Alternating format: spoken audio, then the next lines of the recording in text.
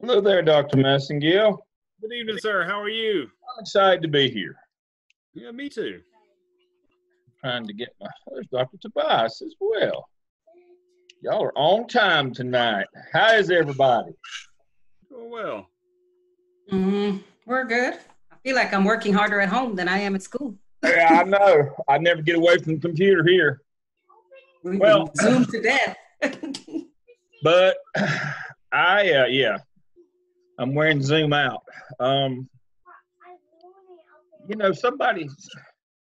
might have told this story before. I can't remember what I tell anymore, but somebody asked me one time, said, well, I bet you really enjoy being school principal in the summertime when everybody's gone and you're in the building by yourself. And I said, nah, it's just an office job then. I don't like school if there's no students there. I don't care anything in the world about it. If the students aren't there. And that's one of the busiest times of year too, and people don't seem to understand. Seem to understand. That's why I say it's an office job then, and it's just fighting fire all day, paperwork, all that stuff. I hated school in the summertime. Yeah. This is like school in the summertime. There's nobody here. I can't interact with students. I can't interact with faculty. Yeah. It's just paperwork. It's just an office job now. It is not my favorite. I think we've had 2 or 3 district meetings like per week. I mean, we don't have to have any meetings when we're in face-to-face. Exactly. People feel the need to fill up the time. Yeah.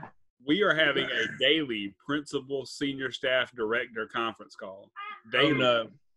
I have talked to these people more than I've ever wanted to talk to some of them.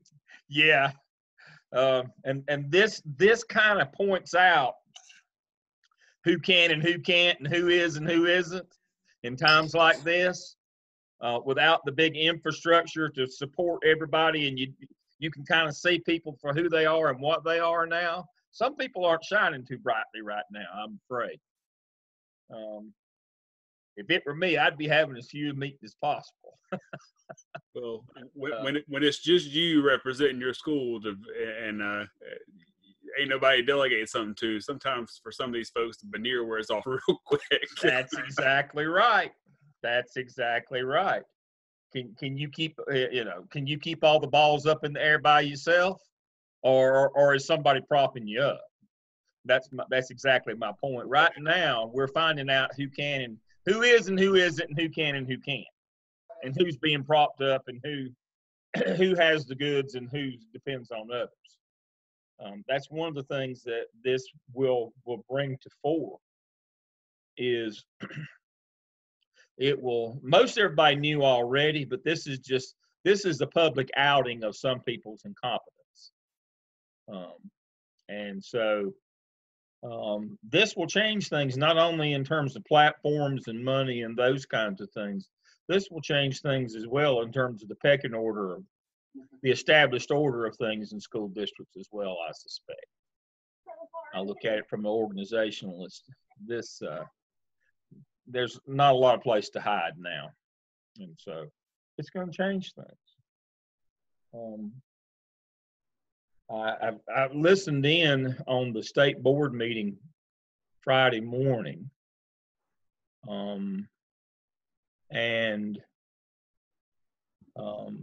I was listening specifically for them to address clinical hours. They did not. Best I can tell, they're not going to pay to continue. Was the IMAP, the reading program for elementary, where they do the assessments just when they said that they were going to give them the content for free? iStation? Pardon? Was it iStation? iReady. Yeah. Oh, iReady. Yeah. So they're not going to, since they can't do the assessments, they don't want to pay. So they're going to save a little bit of money. Of course, people were just beginning to start using it because they needed a platform. So, but anyway, that's the only thing. They argued about that for an hour and a half. I got dumber by the minute. I had to turn it off before I got so dumb I couldn't drive home. So I was losing IQ by the second listening to the argument, which was circular. Again, this is kind of highlighting people and not in the best light. So I guess I said that to say this. I'll go ahead and start tonight. Welcome. Thank you for being with us tonight. I see we've got a good crowd tonight as usual. What I have done, and I'm doing it this way so that you can follow me,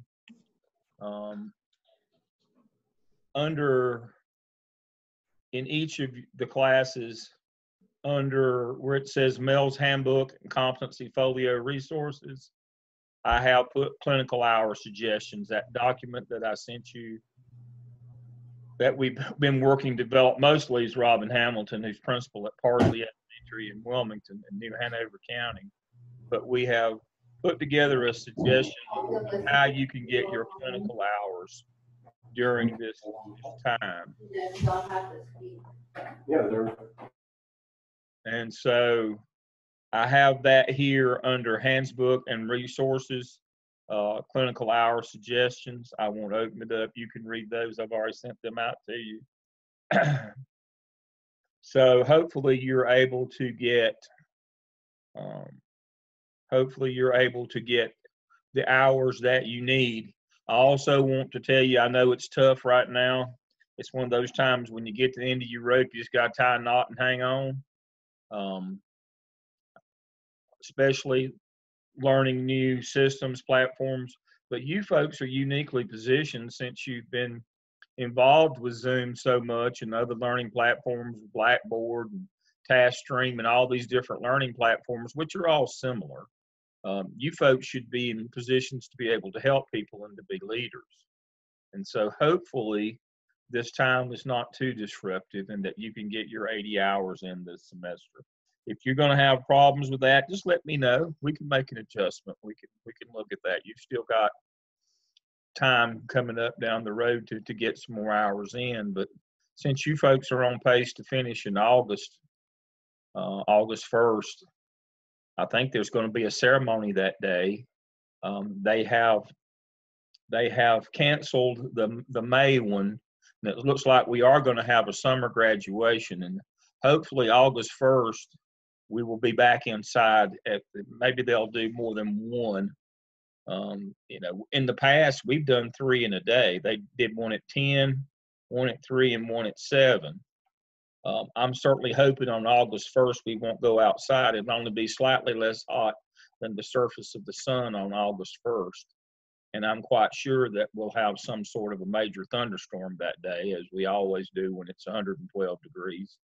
And so hopefully we'll go back inside. But that's the latest plan is we'll have graduation on August 1st. And you folks, while you don't traditionally graduate, we do invite you. We have a reception for you, separate and apart from the ceremony. Either the university will have one over at Tucker Center as usual, or we'll have something that day. The School of Ed will do something, but we give you a nice Jostens certificate that looks like a diploma. You don't have to order a cap and gown. That's why your fee to graduate is only $75, and that includes all your paperwork for your licensure and all that stuff. On our end, the DPI charges you $55 on their end, but that $75 covers everything on our end and your certificates. That certificate from Jostens is quite expensive, and so you'll need to go ahead. Where I'm headed with this, you'll need to go ahead and apply for graduation. You got an email from the registrar that opened up on March 18th. It's even more important than usual to go ahead and apply for summer graduation now and get ready for that.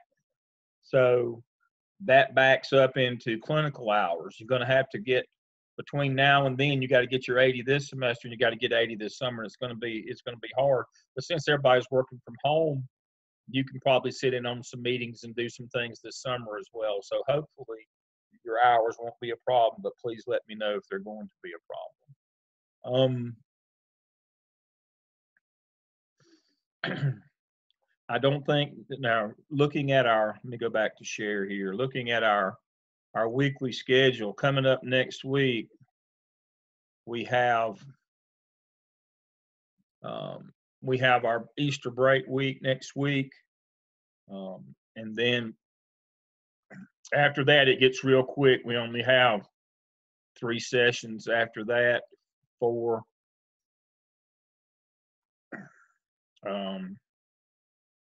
So when we come back, we got 12, 13, 14. We only got 4 sessions when we come back, and one of those is our last case study. So we only have 3 traditional classes. So you should be well into your skip by now. Those have been going well. I haven't seen any problems with task 2. As long as you get, as I told you to begin with, if you get the difference between long-term and short-term goals in task 1, then you're golden.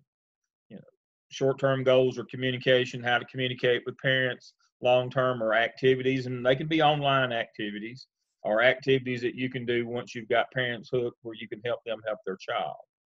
Then you just got to identify the people and the money that it's going to take to do those goals. And then in 3, you write your marketing plan just like your action plan. And you did in the AppSell and the AppTell last semester. And then you write your competencies in 4. And so those are going real well. Just go ahead and make sure you get those knocked out. Those of you who weren't able to do a facilities walkthrough, just do a quick either email or phone or Zoom session with an administrator. The important thing there to know is you got to document those things. That your district either has a format that you use, not use the one I gave you, but you got to document those things. The state requires you to send that information in. And so we've already talked about HR coming up. After the break, you're going to be working on interviewing an administrator about fundraising, 5 most important steps in the school budgeting process, and then locate your budget and what's in it. So we're going to shift over to the budget after we get back from the break. Main thing I want you to talk to them about in fundraising is for you to understand and talk about, you can delegate the activity, but not the responsibility. If you delegate to your PTO and they run up a big bill and can't pay it, or don't deliver the goods or services, or the money gets gone, it's on you. It's called failure to maintain fiscal control. And so although you might give it to somebody else to do it, you're still responsible for it. So that's kind of the things that you might want to talk about. And there's rules you have to apply for your fundraisers before the year starts and get them all approved, and you have to have it in your budget, how you're going to spend the money. Those things that you can talk to your administrator about. All right, so I think that's all of our housekeeping. Does anybody have anything that I've missed for the good of the group? Let me check the chat right quick. I think we're good. All right, so who has not gone first? Which group has not gone first that's just dying to get to go first tonight on our case study? We are, of course, on case study 3, Jimmy and Willie. I won't go through all of that. Please remember, here were your directions. Here was your case. Make sure that you put your personal reflection and your group project in here. I have one was a Zoom link. I think I couldn't open it. I think it was Jeanette's group that sent me. But I think everybody else that sent me something, I have it. So who wants to go first? Don't everybody talk at once.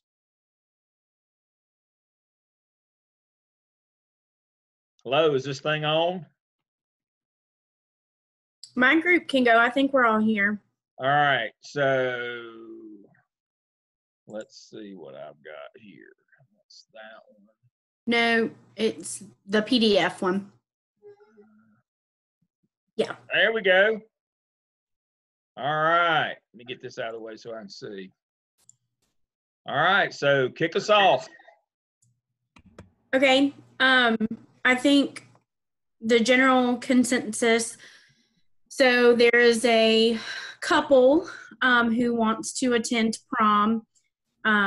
They are gay and the community is causing a fuss, and so the administrator has to decide what to do.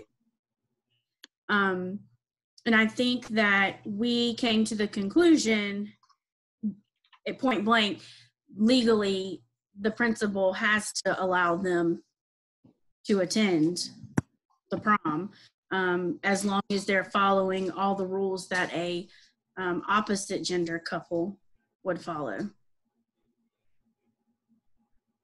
Yeah, and that's basically what that case study overview says. Mm-hmm.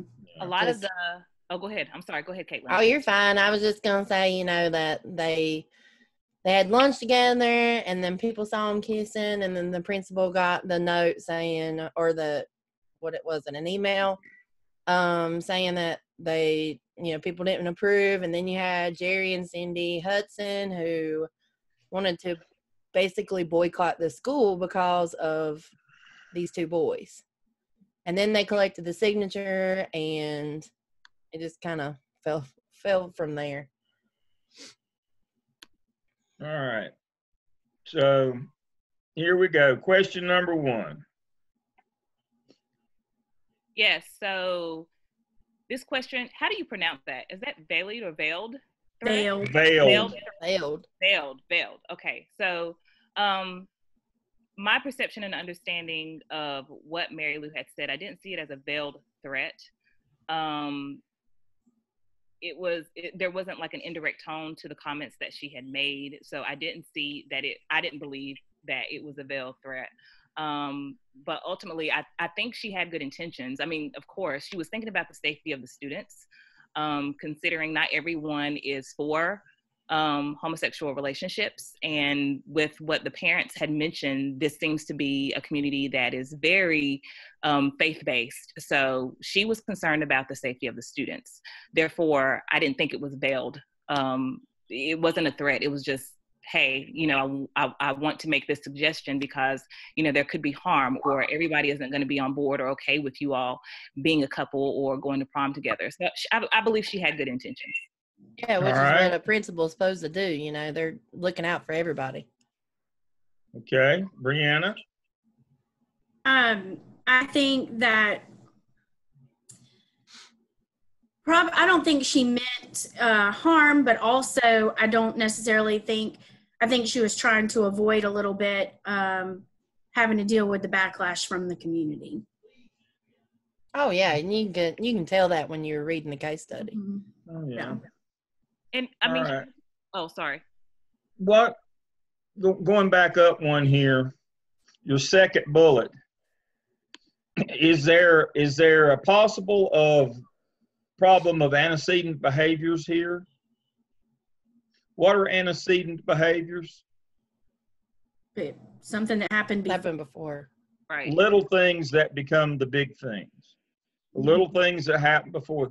The community wasn't up in arms to begin with. What was the little thing that happened that the school did not take action on that got everybody cranked up in this case? Your second bullet. The Where they people were they kissing? saw them kissing and holding hands. The PDA, public display of affection. Yeah. Mhm. public display of affection. Is that allowable in schools? Any gender, any No. no. But because that was not acted upon, it kind of got out of control. And then what happened? This whole problem built momentum to the point where parents came in and wanted to talk to the principal about Jimmy and Willie. Is that appropriate? For parents to come in, or the fact that it wasn't addressed? Well, we've already acknowledged that it wasn't appropriate for it not to be addressed. Is it okay if I'm the principal and I talk about Jimmy and Willie to somebody else's No. No. parents? No. Uh-uh. Now, that's a FERPA problem, isn't it? Yes. Mhm. So the principal's kind of caught over a barrel here, and then it kind of spiraled and snowballed, as things like this always do. Mhm. Right. Because everybody's got to go to 100. Nobody can start slow.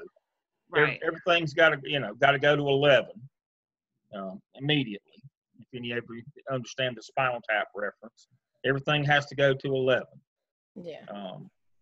We have no sense of proportion, and so that's where we are. We had antecedent behaviors.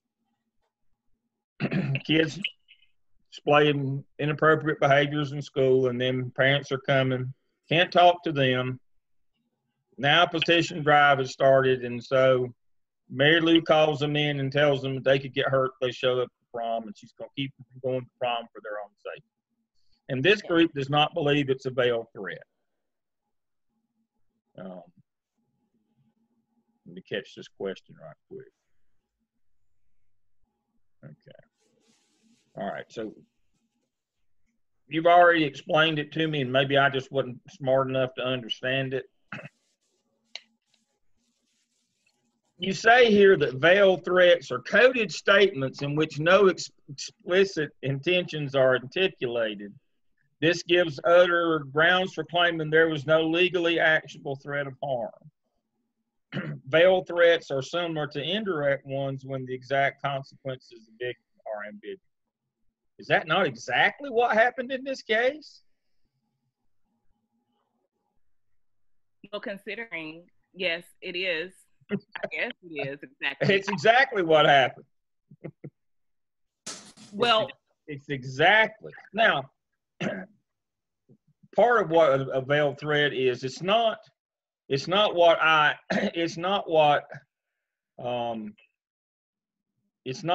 implied, it's what you and what the other person infers. okay. That's the definition here.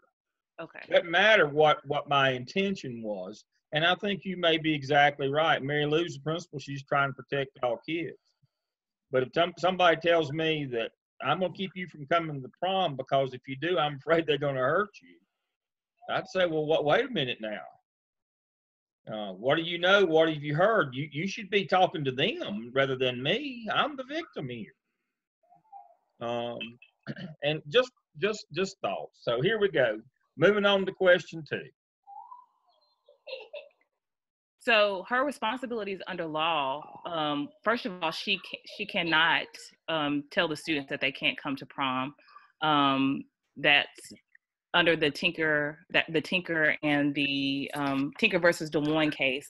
That is the case that kind of blew this wide open. Students are still protected under constitutional law, even though that they're students, their age does not matter. They are protected under the law. Therefore, they still have rights. And it's infringement upon their rights for her to tell them that they cannot come to prom as a couple, even in regard to when they are wanting to, well, for one, their parents are supporting them. So this is not gonna hurt her. Now that I understand veiled threat is not going to, of course, with the parent support, it's not going to end the students' pursuits. What they decided is that not only do we want to go to prom together, but we want to start a gay alliance club. We want to have a diversity day. And it said a few times that she kept wanting to make the point that graduation was just a couple of months away. So she's like, you know what, if you could just keep a lid on this, I would really appreciate it, because she doesn't want to deal with it. And I can't imagine anybody would want to, considering the social climate of just everybody's opinions in the world today. But the reality is they were like, no, we're not only, you know, graduation is a couple months away, but this is when we want to make sure that people are not just tolerant, but there's a sense of belonging for everyone. Diversity with just acceptance, and then understanding diversity is not just one or two, because there could be others. So they were really wanting to take a stand, and she obviously did not want that. She just didn't want the trouble, and you can't blame her, but still, they were going to push it and they were going to continue to fight. So for that reason, legally, she could not say, hey, you can't do this. Tinker versus Des Moines is what really, you know, where there was another one that I read about. Is it the Equal Access Act? That's correct. Yes, sir. So that is the one that any legal guidance would probably say, hey, under this, you definitely cannot say they can't come. They can't have a club. They can't do these things. It was just an infringement upon their rights. You have the 14th Amendment, equal protection under the law, and you also have equal access under the law. You have Tinker versus Des Moines. This is from my era, Vietnam War era. The students then were protesting the war. So you have three. You have a landmark court case. You have a constitutional 14th Amendment to the Constitution. and you have equal access under IDEA. And so that's who says no, you can't tell them they can't come to the prom. All right, and so I think you've already gone through this one. Yeah. All right. All right. All right. How should she respond to the parents who were not Jimmy or Willie's parents? How should she respond to them? Which is kind of what she already said, under the Equal Access Act, and then just that a school cannot deny a group to meet because other parents and teachers and community leaders may protest. So she needs to address the rights of Jimmy and Willie, even though she knows that Jerry and Cindy are going to still try to dispute those rights. And it goes back to that equal access, that a school district may not use the provision under law to exclude Jimmy, but because of the fact that they're being hostile in the situation, she's also going to have to probably seek legal advice to help out in order for a boycott not to happen. Okay. Would you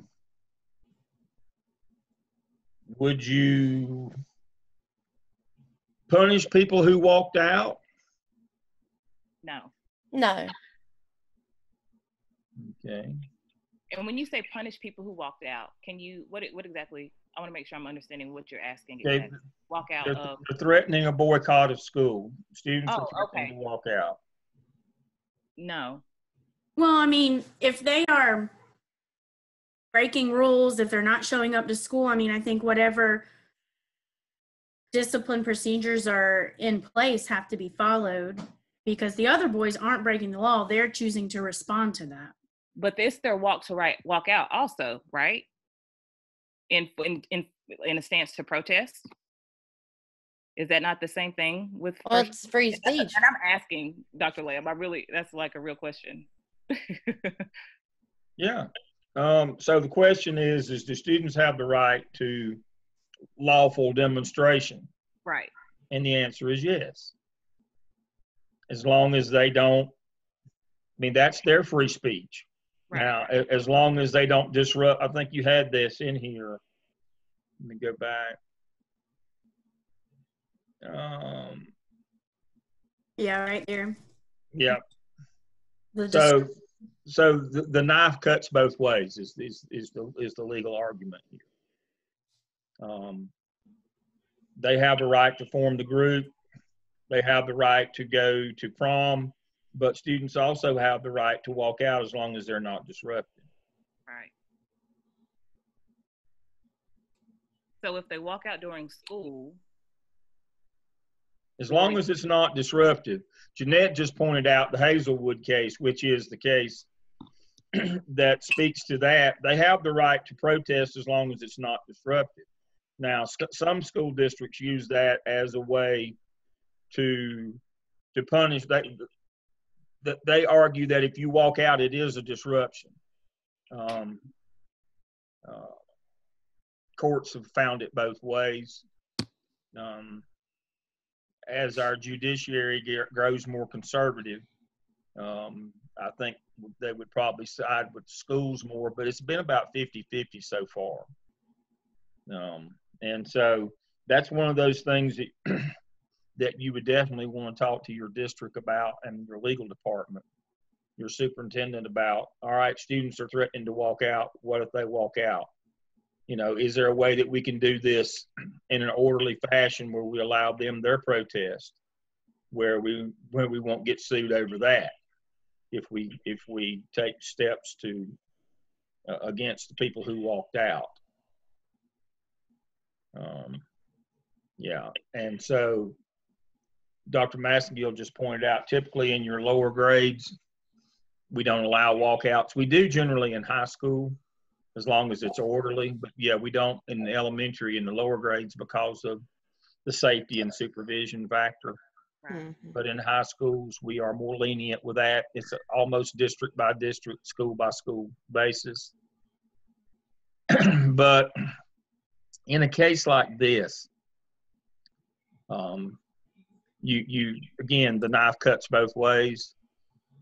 You can't argue that Jimmy and Willie can be just that their rights have to be upheld, and then say, well, the other students who are protesting that we can dismiss their rights. And so this is a high school situation. What I would try to do is make sure I consulted with the central office and with the legal department, and I would try to find a way so that we could organize their protest, their walkout, to not be a disruption. Now, whether that's possible or not, I don't know, but I have actually seen that done. All right. Back to the parents who are not the parents of Jimmy and Willie. How much can you talk to them about the situation? You can't. It's a FERPA violation. You really can't talk to somebody about somebody else's children. Nope. This is a fine line. You know, and parents are going to put you on the spot. They won't accept that no as an answer. Right. But you have to be pretty firm in that you can't talk to them about those. And so you've already said yes. That you let them go, and you've cited the Southern Poverty Law Center and also our text. And then the question becomes, how would you handle bullying and cyberbullying? I'll let y'all pick back up there. Right. So obviously public schools have a responsibility to create a safe learning environment for all students, and all incidents of bullying, whether it's cyberbullying or in person, should be addressed according to whatever the school's behavior guidelines are. We know from our discussion board that law enforcement has to be involved with cyberbullying. That's correct. Honestly, it comes down to, like, no matter what your personal beliefs are as administrator or whatever your community's common, beliefs are, students' rights must be protected, and it has to be taken seriously. It's not, in cases like this, I hate to say this.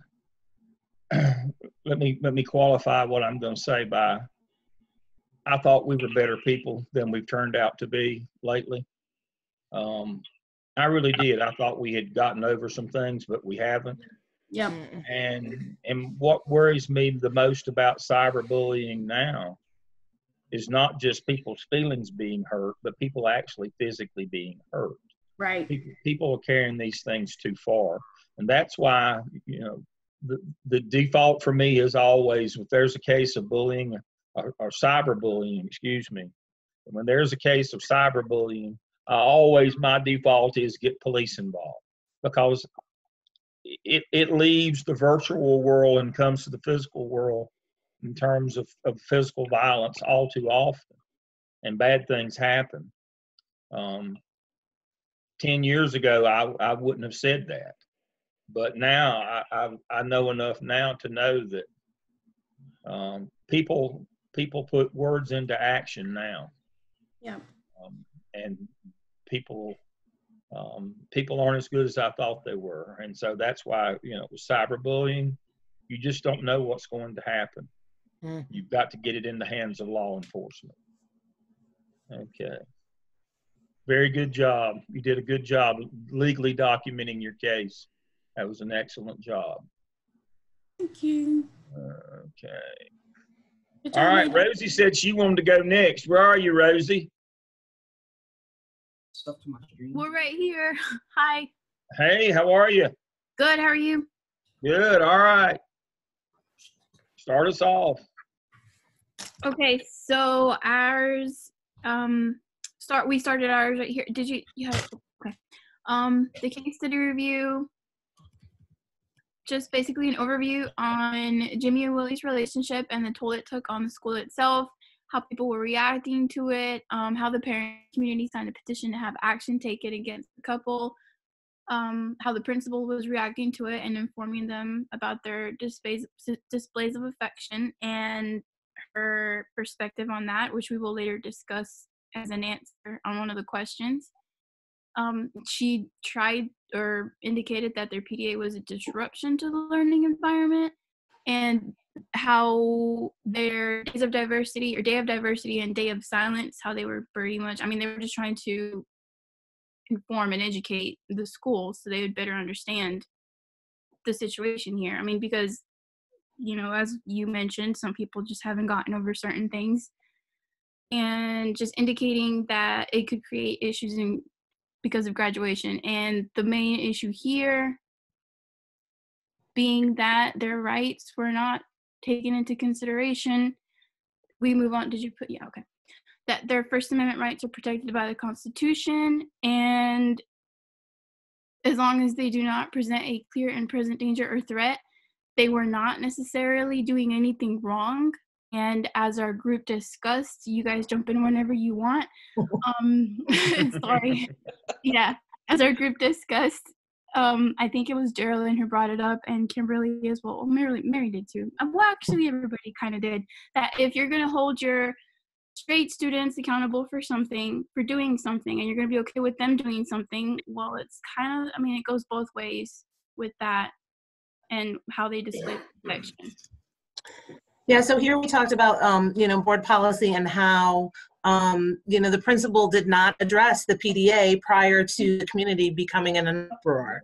And so, you know, you can't, you know, punish after the fact. If you're not holding them accountable when it happens, you can't, you know, deny them the right to the prom just because community members are now, you know, Exactly. coming after you. Yeah. You know, you should address their behavior up front, and it might have mitigated some of the backlash. Not sure, but I suspect in cases like this, if they had not been so upfront about this and been so in your face about it, that it wouldn't have stirred so much emotion in the community. But when you let the little things go unchecked, they become the big things. This is an example of that. Jonathan had a question a minute ago. I think now is probably the time to address it. He said, what about, you know, if you let students walk out and they're protesting, demonstrating, protesting, and it's what they're protesting itself is a form of discrimination, is that okay? No, it's not okay. But again, people, First Amendment protects speech. Even though you don't like what they have to say, First Amendment doesn't say we protect speech that is correct and legal and right and just. It says we protect it all. Now that's a big debate going on in our country, especially on college campuses now, where we have the cancel culture. When somebody comes to speak that we don't agree with and their point of view might not be in tune with current law, we don't want to let them speak. I'm kind of personally torn on that one.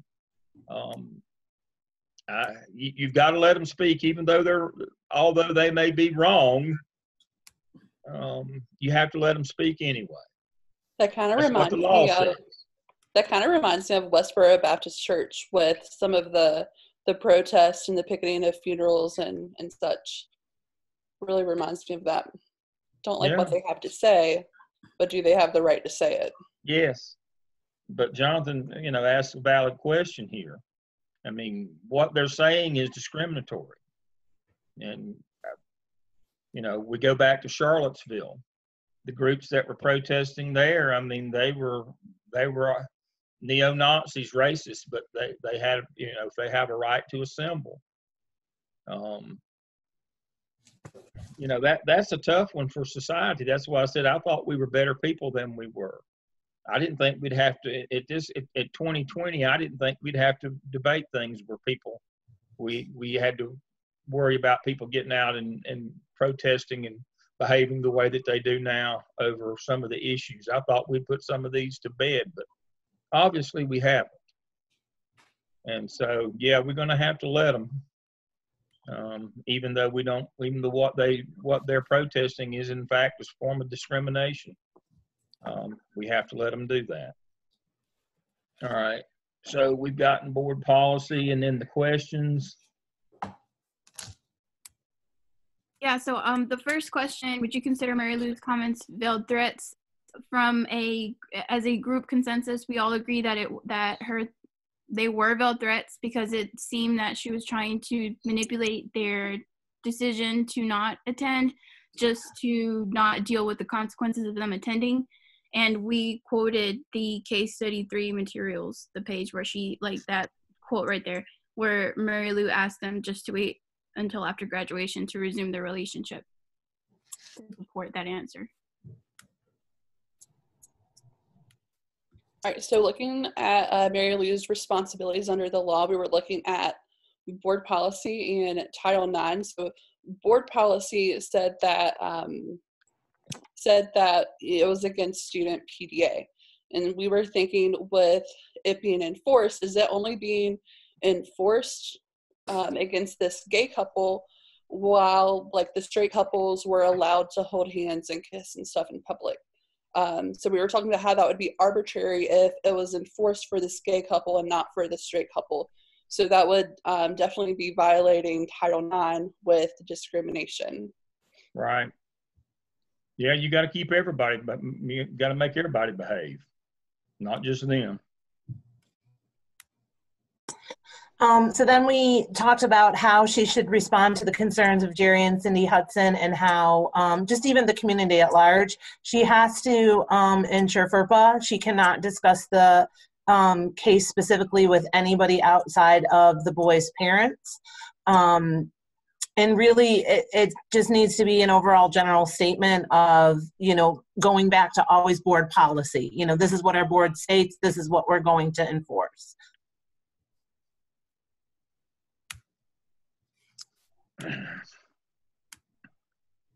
Okay. And also separation of church and state. We appreciate your religion and your religious heritage, but that can't be a part of decision making. That is correct. Right. Okay, and then for question number 4, where it asks if Mary Lou should allow Jimmy and Willie to attend the prom as a couple, she has a responsibility to not restrict them from attending the prom as a couple, as they must be treated the same way as all other couples attending the prom. It makes me think about situations where you have a female wanting to try out for the football team. They have to be allowed to try out because there's nothing in the guidelines for athletics that indicates the gender of a student for specific sports. And so she must be fair in her decision around allowing them to attend the prom as a couple. That is correct. So then lastly, we just kind of looked at, you know, the case overall, what went wrong. First of all, going back to the initial antecedent behavior, it wasn't addressed. So it created an uproar for the community when it did. You know, she did not handle the boys or their parents in the appropriate way. She just kind of wanted it swept under the rug and just to go away. So she did violate their rights. That is correct. All right, very good. Y'all are getting much better at this. I'm not having to yell and scream. Y'all are getting really good at this. Y'all are following the law. Imagine that, how easy these are if you follow the law. I want to get a couple questions here. We had a couple more follow-up questions on our chat. What happens if a principal tries to stop a student demonstration and encourages faculty to do so? You have a policy in your district that you should know, should be practiced and communicated in terms of student walkout. I don't think it would be a good idea. I don't know that anybody said that you should try to stop the demonstration. Then it becomes a physical confrontation. Most districts have a policy on that you're not to turn it into a physical confrontation. And Jonathan says he understands First Amendment speech, but what is the fine line between that and bullying? It is bullying. But again, it's speech. As long as we don't allow them to confront people. Now, you know, that's part of it. We can't allow them to beat people up or confront people or do those things, but now they can do a peaceful protest. But again, we wouldn't allow them to physically accost people or, you know, confront people or, you know, give Jimmy and Willie a hard time, but they do have the right for peaceful demonstration. And so people have a right to their opinion and their speech, even though it might be misguided. Again, you don't have to like it, but again, I'll defend to you to death your right to say it.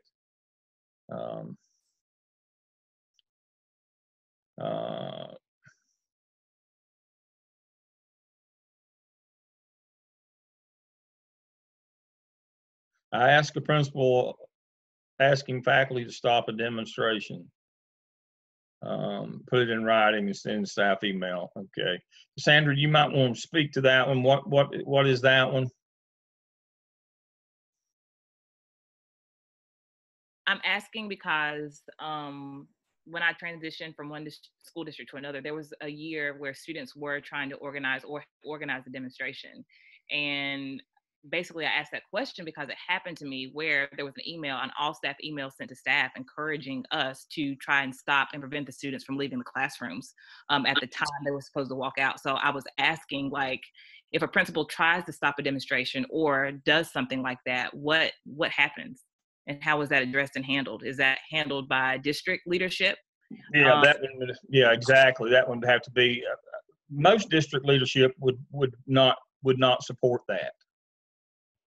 I certainly wouldn't have when I was in district leadership.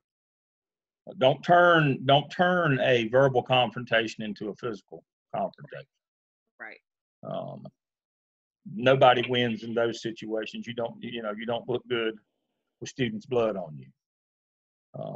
That's never a good look. Okay. But that's a legitimate question. Yeah, because it happened to me and I didn't try to stop the students, but there were other teachers who actually were, and I was shocked. No. It wasn't right. So that's why I was like, I wanted to check to make sure that should never had happened. Yeah, that shouldn't be happening. We can't put teachers in harm's way. You're not police. That's one of the things that we have to remember. We can't do that. So and excellent. Dr. Lamb, don't we have to be careful about trying to prevent or restrain students from leaving the class, because that's a whole other law case? Yeah, that's not safe. It's not safe at all. Right. That's why you have to report to the state now any acts of seclusion or restraint that are illegal. You're not allowed to do that. That has been put in recent times where that restraint and seclusion is now illegal. That's why I said you can't turn a verbal confrontation into a physical. If you get between you putting yourself between you and the door, we had to readjust our code of conduct in Charlotte-Mecklenburg when that court case came down, in that we could not, we had to tell teachers, and it was a change, but we had to tell teachers, if a kid's going to get up and leave and you get between the kid and the door and the kid goes through you, that's not an assault. Courts have ruled you cannot restrain them. You can't seclude them. You can't keep them in the room if they want out. And if you get between them and the door and they go through you by whatever physical means necessary, that's not an assault. You put yourself in harm's way. We can't defend you legally. We can't punish the kid for having done that. Again, that's the rules, that's the law. That's why I said you can't turn a verbal into a physical, because the law is not on your side. If kids are going to get up and leave, you got to let them leave. You can't stand in their way. Physically, you can't do that. That's a good question.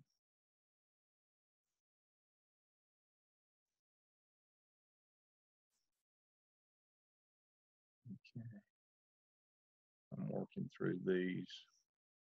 Okay. Next. We're ready. Hello.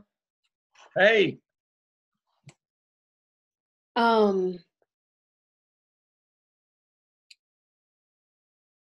Here we just listed the facts about the case. Summed it up similar to the first two groups that went. We had close friends that became lovers. Principals started receiving calls and emails from parents that they were concerned. Facts are continued on the next page. The principal went and met with the boys and their parents, encouraging them to hold off the relationship until after graduation, stating that their public display of affection and intent to go to prom was disrupting the learning process and subjecting them to harm from their classmates. The boys' families then emailed her stating that that was a veiled threat and it infringes on the boys' First Amendment rights to free speech. Principal decided to meet with the boys again. At that time, the boys let her know they're going to organize a day of diversity.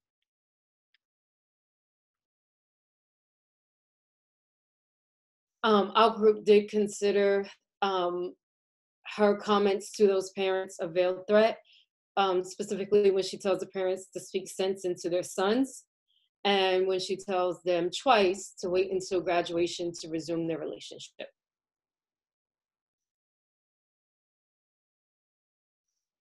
Responding to Jerry and Cindy Hudson, I wrote it as if the principal, we wrote it as if the principal was responding and just saying, thank you for sharing your concerns. I understand that you and others may take offense to the relationship of students. However, the school cannot suppress actions or speech for the sole reason someone may be offended or create an outburst in response to the speech. In the event that any student violates the Red Creek Student Code of Conduct, may be subject to disciplinary action. This addresses the parents, doesn't share any information, and makes it clear that no students are allowed to break Student Code of Conduct. Yes, the boys should be allowed to attend the prom. If other students are able to go as a couple, they should be able to go as a couple regardless of their gender. And the heckler's veto covers this: students should not be punished because others are offended or have the potential to cause a disruption. That is the correct application of heckler's veto. Heckler's veto is, I'm going to punish you because this person over here may act up. Well, wait a minute. You should punish the person who's acting up, not me as you're punishing the victim. Heckler's veto is basically known as punishing the victim. Yes. Excellent. Bullying and cyberbullying, how to address and minimize. If an incident has occurred or has been brought to the administrator's attention, the first step is to contact the school resource officers and have him or her take the lead. Principals should review the school's bullying policy with all students and remind students of the ways to report offenses. The principal should ask for parent support on creating an anti-bullying environment. Very good. Excellent. And that's all we have tonight. Okay, very good. All right, let's see.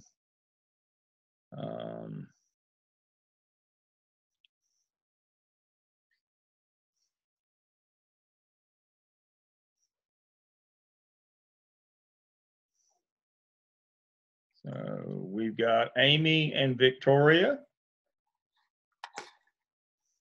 Okay, we can. Yes, we can go ahead. All right, do you want to start, Victoria?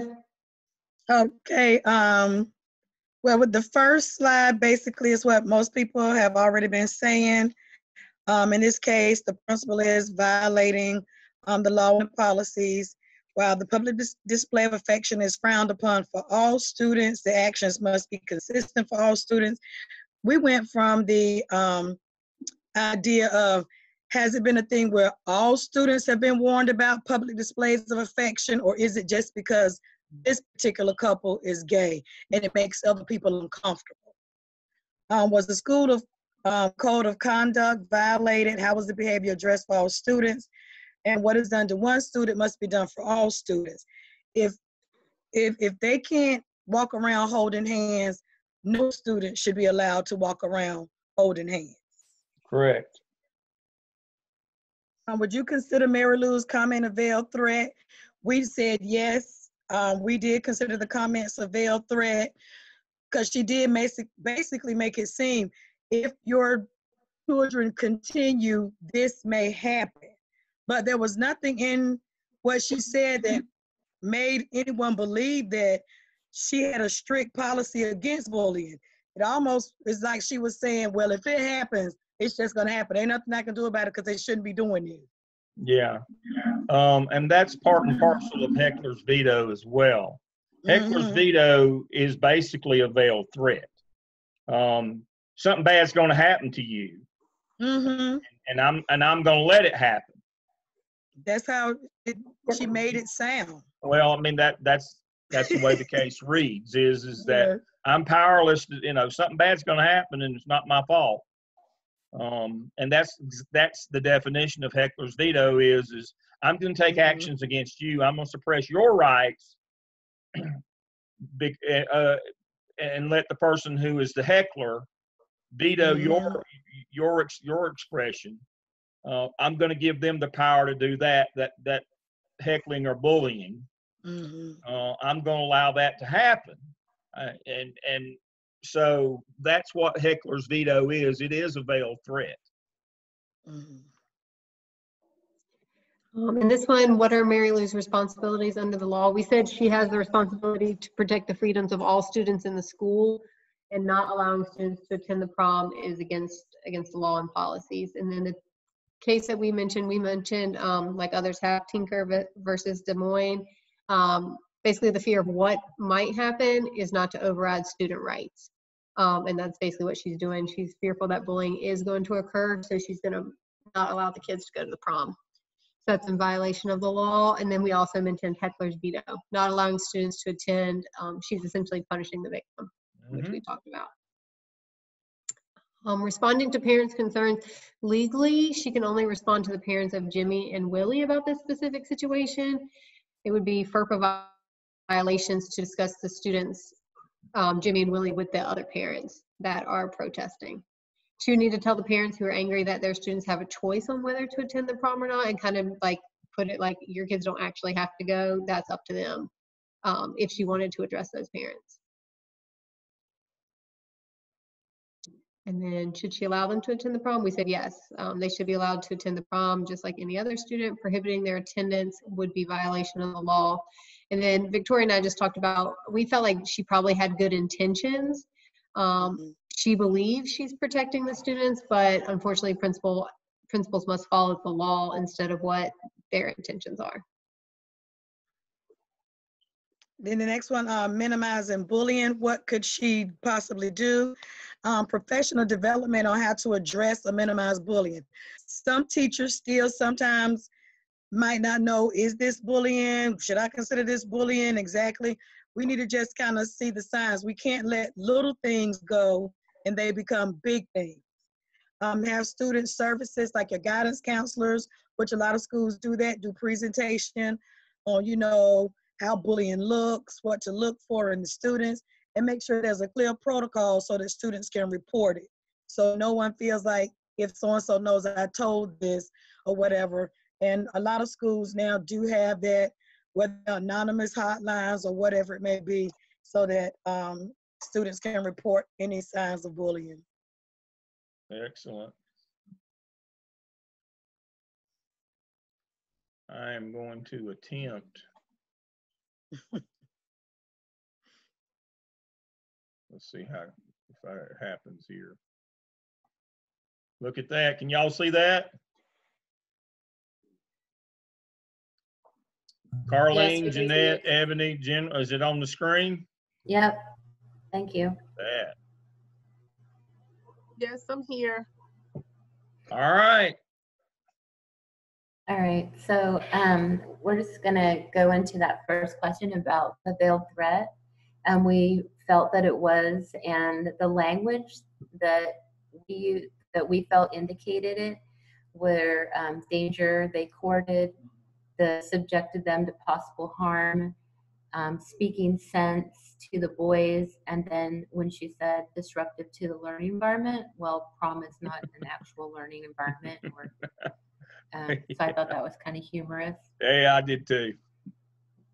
And then for her responsibilities, you know, like everyone else, we cited the First Amendment, the Equal Access Act of 1984, Yep. the 14th Amendment, and FERPA. Yay, you got them all.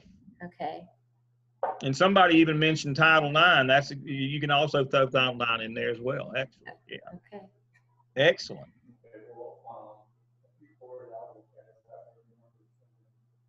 So the next slide discusses how to merely respond to comments of Jerry and Cindy Hudson.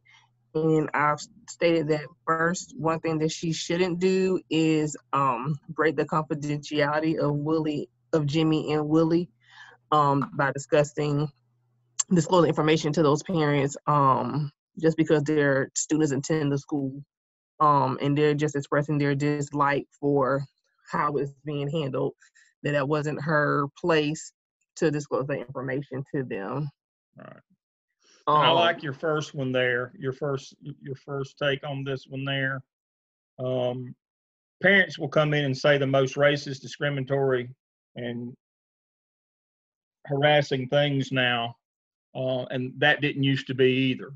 That has changed. And so you have to remain professional, even in the face of things like that. So yes, that happens now. Yeah. Should Mary and Jimmy, well, should Mary Lou allow Jimmy and Willie to attend the prom? I did more. It's not showing, but I did my own personal PowerPoint. But we said yes as a team. Of course, Jimmy and Willie, they have the equal opportunity as in everyone else at the school. As long as they do what they're supposed to do. It is Mary Lou's responsibility to protect the boys from discrimination, bullying, and harassment. So, you can go on. All right, so some ideas that we felt, of course, is, cyberbullying is against the law, so you usually work with your SRO on that because they're supposed to document that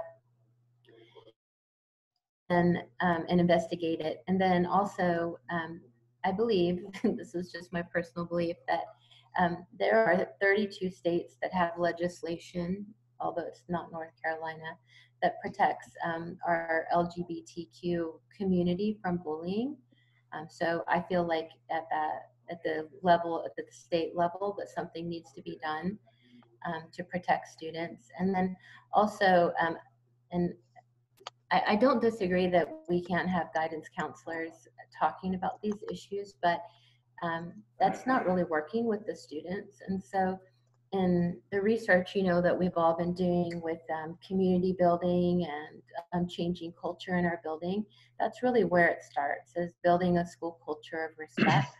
And you can have 100 assemblies, and if you have a school culture that is toxic, not a single one of those assemblies is going to be effective. And that's just my personal opinion.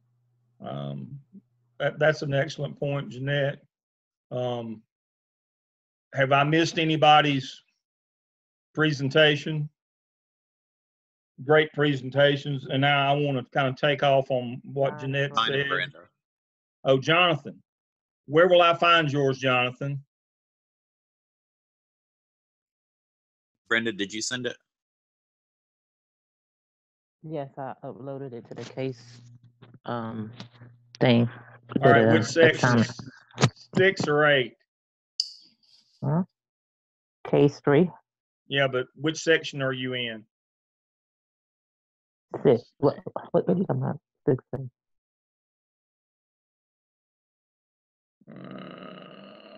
me try the other one.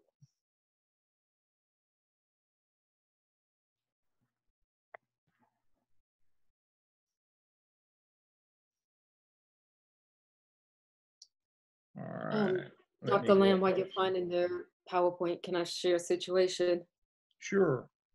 You spoke to, you and the last group were speaking to the fact that parents come in and say some of the wildest things. I could imagine sitting in with my principal this semester. had the mother, the father, and a 6th grade student, and the meeting just went left very fast, and they said some very inappropriate things in regards to the teacher, which were not true. They were just making up scenarios. And I mean, I was ready to fall off my chair because I wasn't prepared for how inappropriate adults behave. Yeah. That's become all too common. Thank you for saying that. That's the one thing that I'm most bothered by is I guess I'm bothered by people who hold those views, number one, but what I'm most concerned about us as school administrators is people walk in now and they start out by saying, I'm not a racist, I'm not a bigot, I'm not anti this or that, and then they go on to say the most racist, bigoted, discriminatory thing that you've ever heard in your life. And I hate to say this, but you have to learn how to not just fall out of your chair. Or yes, it was a sexual comment they made about what the teacher might say to their child. Yeah. And I wasn't ready. That was my first. Yeah. My principal was a veteran. She's 20 years in. She didn't even blink twice. Right. And was able to redirect and say, we're not going to speak like that here. And Dr. Lamb, let me add that school staff under the law have the right to not face harassment. Exactly. And harassment is still a crime. And your principal has the ability with cause to trespass any individual off your campus for the remainder of the school year with a simple letter. Yes, Dr. Massengill, those parents are banned off my campus until August 2020. I don't allow that to occur to my staff, and when it does, I respectfully tell that person that they can't continue conversation, and I typically trespass them when it rises to that level. Oh yeah. Yep, that's exactly what happened. And that's exactly what should happen. I've done that a few times in my career, but I only had to do it maybe once a year, maybe 3 or 4 years. And then people understood, but it's almost a daily occurrence now when people come in. For some reason, it's kind of like if you say, with all due respect, you're an idiot. Well, you still called me an idiot. The all due respect didn't soften the blow. And them walking in and saying, I'm not this, that, or the other, but then arguing that they are this, that, or the other. That's one of those things that you're going to get hit with a lot. And if it crosses the line, you're going to have to trespass them off your campus. But that's one of the things that I'm serious. I may have had that 3 or 4 times in my whole 32-year career. And now it's happens 3 or 4 times a week where people just walk in and say the most ridiculous, ugly, nasty, hurtful thing. But you can't, as Dr. Massengill said, you can't allow your staff to be subjected to that. One of the things that I always tried to avoid was when I had angry parents coming in, was not let them get to the teachers. Teachers don't get paid to take that abuse. You've got to protect teachers from people like that. And if it got too much for me, then I just moved them out. But I did not. You got to come and talk with me. But I did not like that. Then you have parents who try to slip back, go to the room, and you trespass them out immediately. All right, we're with Brenda and Jonathan. Okay, we'll get started. Well, the background, we kind of heard everything. Just bringing in that, like you said, the first sign of antecedent behavior was no consequences rendered, followable policy of no public display of affection. So that escalated. Hello, that's what escalated everything, and how you say, got the wheels turning for just mayhem to happen and follow thereafter.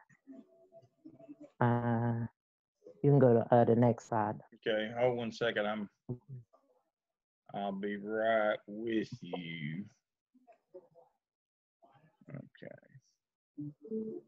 All right. I wanted to point that out. I was getting through the chat, Sarah. I wanted to point that out. I like that you noticed that was nonfeasance. Remember, malpractice comes in 3 forms: misfeasance, nonfeasance, and malfeasance. Nonfeasance is you didn't do anything. That's exactly right. When you don't do anything, the little things become the big things. Good catch there. Like everyone else, we stated, Mary Lou's comment was a veiled threat equal to veiled threat. And we went from the perspective as it was disguised in a subtle way that she was kind of caving to the impressions of the other parents and give them what they wanted. Yes. At the unfortunate expense of discrimination and bullying tactics against Jimmy and Willie, which was actually misfeasance at that point. Okay. Yes. And obviously, the supporting case of this fact, or is a legal case here, is the Heckler vetoes, which was to withhold and deny individuals their right by claiming that it's being done in order to protect them from others' unlawful acts. That's Who's competing first? You can't withhold, a student's right or fail to protect their right because somebody else is breaking the law, but you're saying you're doing this to help them. You have to address who's breaking the law, and you got to protect me and my right. That is correct. Okay. Okay. All right, Mary Lou's responsibilities under the law to follow the law. Enforce the student code of conduct with fairness and never attempt to conceal an unlawful act using pressuring tactics. Ensure students' free speech and self-expression rights are protected as upheld by the courts in Tinker versus Desmonis, as long as there is no threat of material disruption to the educational process to include services, policies, school activities. Okay.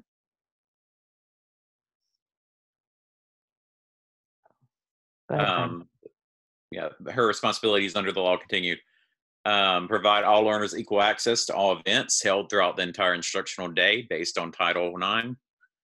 Make sure all activities, functions are safe, orderly, and inclusive for all.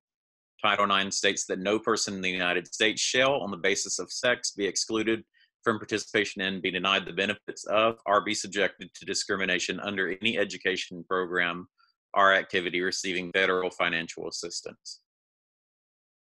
Okay. Her response to Jerry and Cindy, the first preference of response would be do not speak to these individuals due to confidentiality and responsibility of others' privacy or to respect others' privacy. Converse only with Jimmy, Willie, and their parents, regarding this matter. And if she want to kind of get ahead of this, communicate with all parents that based on the FERPA laws that the school is not at liberty to discuss with them other children's information or actions. So again, that's that front loading of FERPA, and just you see something brewing, get ahead of it.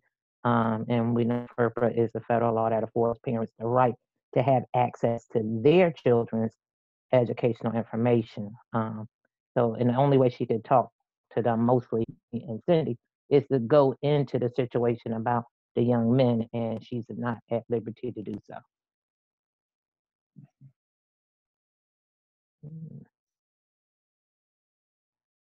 Mary Lou's prom decision for Jimmy and Willie. No discrimination is allowed. Equal access for all students is required to attend events hosted by the school. Communicate with Jimmy and Willie's parents in a timely manner of any possible dangers or threats surrounding the event with transparency, as permitted, without doing so as a veiled threat. And ways she can address or minimize the bullying and cyber bullying. Provide PD training to the staff and students on the impact of bullying, cyberbullying as a prevention tool. Properly investigate a reported offense and allow reasonable time for due process to be carried out. create a mentor-mentee with staff mentoring a couple of the students and employing outside agencies to volunteer. And we thought of this from Benjamin Franklin said, "An ounce of prevention is worth a pound of cure." As long as Mary Lou is putting her students in their rights first, she can help lead the way to begin an advocate for all students. We wanted to go into the 4 paradigms of ethics. Very good. For justice, she needs to provide fairness for all. Avoid the cover-up. Don't try to silence the victim. And due process takes time, effort, and skill. To show care, don't rush to judgment. Promote better relationships of tolerance and impose greater accountability with consequences rendered timely. Shared decision-making, especially with sensitive and or unprecedented matters, when fear sets in. We were thinking about there at the end when she, whenever the boys shook her up, and she shakenly walked away from them. Okay. And under the critique, more openness and acceptance is needed. Address problems early with thorough investigation. Document what was done for victim and offender. And embrace self-awareness. She was trying to silence the young men when, she has to embrace it. And under profession, follow the law always and do what is ethical to protect victims, and be an active administrator, not passive, because most things will not work out on their own. That's correct. Well, even if we looked at the example of, which is kind of timely right now, if we looked at the example of evidence-based medicine, 85% of the things that you go to the doctor for will get better on their own. 15% of them won't, and they'll kill you. And so even if it was 85-15, the alternative is death. And so you're exactly right. Most things will not in the school business get better on their own just because you want them to.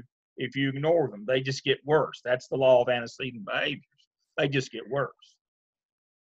And so that's a great point. But to get back, I want to kind of round this up, and I want to give Dr. Massengill and Dr. Tobias, our sitting administrators, a chance to talk about this tonight. But I want to hit on the thing that Jeanette said.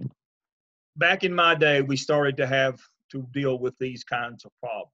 And that's why I said I can't believe we're still not over them 25 years later from when I was a high school principal.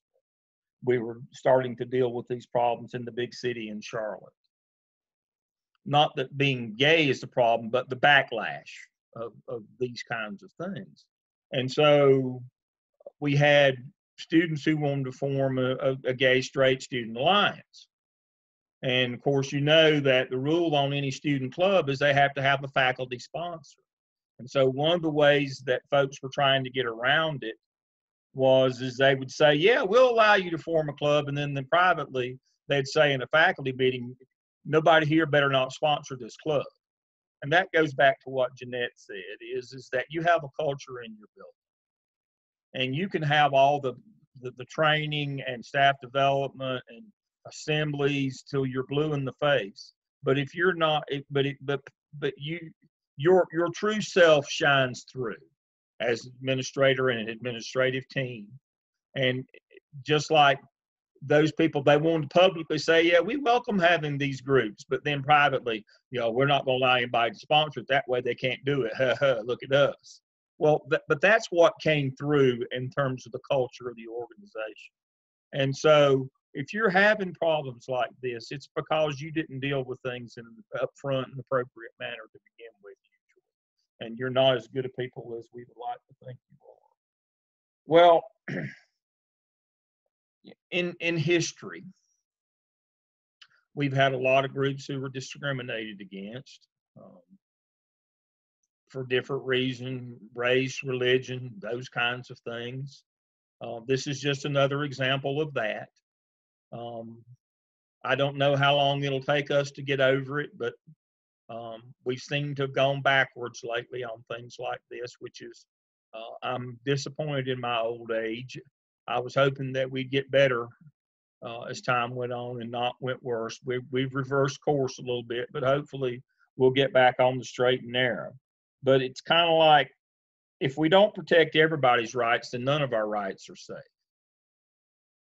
There's a reason right now, I'll just use myself as the bad example. There's a reason why I'm a Baptist, although my folks are from Ireland. When they came here from Ireland as Catholics, you couldn't be Catholic in the South. And so that's how I ended up being a Baptist. Irish Catholics weren't welcome. There was no Catholic church. And if you tried to start one, they'd have burned it down and you up with it. And so it's very simple. Nowadays, that's unheard of. People can't believe that, what my mother was subjected to and her family when they came here. But that, times change, people change, get better. I hope before long that I can see that again. Dr. Tobias, I'm going to go to you to start with tonight for your comments on tonight's festivities. Our students did a great job, by the way. If they had a good teacher, they'd really be doing well, because they're getting better and better. I mean, y'all hit you did all the things you were supposed to do tonight. And this was a tough case, and y'all breezed right through it. You hit everything you're supposed to hit. Great job. Oh, yeah, they did do a great job. I think the comment about creating the culture is one of the probably the best comments all night long. If you created a culture of inclusivity, and it relates to bullying and all that, where folks understand that this is not tolerated in your culture of your school, then a lot of that falls into place. These cases that you're dealing with right now, that's the norm for a high school. This is not unusual, or, I mean, at my prom, nobody even bats an eye at that anymore. That you have people, same gender couples, it's just the norm, and we could never discriminate against that. But I've also created a culture in my school that folks know that there are certain things that are not tolerated. Someone always told me the school follows the personality of the principal. So we have to be very careful about what we portray in our schools. And somebody asked a question earlier about the assembling of kids and protesting and how do we stop it and all that stuff. So I've never stopped a protest at my school, but I've always had kids tip me off to a protest at the school. So I didn't have to stop it, because I had enough relationships with the kids that I may have said to a student, maybe we all ought to talk about this, or maybe we ought to talk about the solution. So we didn't have to have a protest. And that is the better angle to go, versus me being overt and saying, let's not have a protest, maybe going and trying to find a solution. All of it goes back to a culture of what you create. Mm-hmm. Yeah, I think that's sound advice. One of the things that I did, and again, don't do anything that I did when you get to be principal, but one of the things that I did that I found to be the most helpful thing in setting the culture, and I don't know how I figured it out, it was just luck, I guess. Every year I was the senior class sponsor, every year. Normally you have a faculty member who, each class has a sponsor that works with them and holds meetings and try, the junior class sponsor works with the junior class to put on the prom, and, the senior class sponsor, graduation and all those. And every year I made myself the senior class sponsor, so that I met pretty regularly with the senior class, and we would meet in the auditorium and we would hash through the problems and things going on. And that was and then out of that, I would create the, what did I call them? The Magnificent 10 or whatever, where we had individual representatives and made sure that we had each of the athletics, the clubs, all that represented. They had a senior class representative among that group that could bring their concerns, and built that relationship by being the senior class sponsor. Not just was I the principal of the school, but I was also the senior. And everybody looks to the senior class for leadership. And so if you're working most specifically with them, that was one of the ways that I addressed that. That's exactly right. it's better to try to work to avoid these things rather than deal with them after they occur.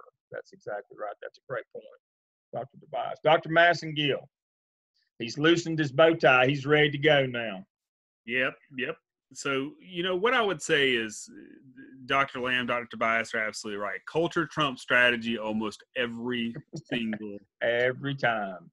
And if you, as a leader, are able to establish and set up a culture with your teachers to where you have open communication with your students, then things are going to do well. I always tell teachers that if you have a positive culture and climate and teachers are happy, they deliver quality instruction, students learn, students are happy, which means parents are happy, which means the principal's happy. So it works in a big cycle, right? Mm-hmm. The piece that I would say to help with that is if your district does not require a teacher advisory council or a student advisory council and you become a principal, you need to have one regardless of what the requirement is. And try to choose students that come and staff members that come from a diverse cross-section of your student and your staff population.